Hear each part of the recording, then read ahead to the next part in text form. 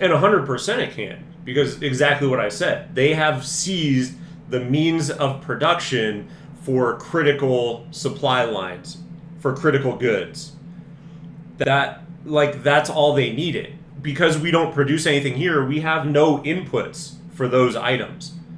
So that's the biggest issue is, yeah, of course, they now feel like they're in the advantageous position, and so they can do whatever they want to do. Xi Jinping is betting the U.S. economy cannot absorb a prolonged trade conflict with the world's second largest economy. China is holding a firm line because of its conviction that an escalating trade war will tank markets as it did in April after Trump announced Liberation Day, prompting Beijing to hit back. And here's the thing about that is I think they're 100% correct, because they've witnessed him do this recently, where he says, oh yeah, we're going to raise tariffs on them, and then the markets go wild, and he just, again, in the last week, he did it again, where it's, oh yeah, Trump says we're going to put another 100% tariff, the markets go wild, because the problem is that it's not like you and I and everyone else have all the investment in the stock market where we just would go, well, so what, like we don't care.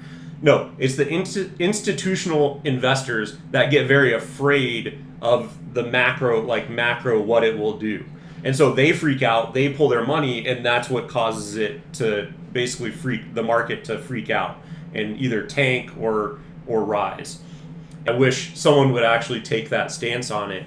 But the bigger issue is then that, yes, when they're going in and doing this, Xi, and basically everyone in China are aware that, oh yeah, they're so beholden to financial markets that if they can cause people to freak out with speculation of, oh, this is what it means, because the people who are in the financial markets are not stupid. They can tell you exactly what I just did, right? About the whole China is basically responsible for the entire ecosystem for electric cars to even function. And so they can tell you that. So then when, they see that we're going to raise tariffs, and then, oh, that's going to make electric cars so much more expensive. And so they freak out and they take their money out and then whatever. And because they know that basically the U.S. is so screwed that we basically pray at the altar of financialization. That's all we care about. So then when the stock market moves like that, oh, they're going to get scared and they're going to reverse course of action. They know that they have us, and there's basically nothing that we can do about it.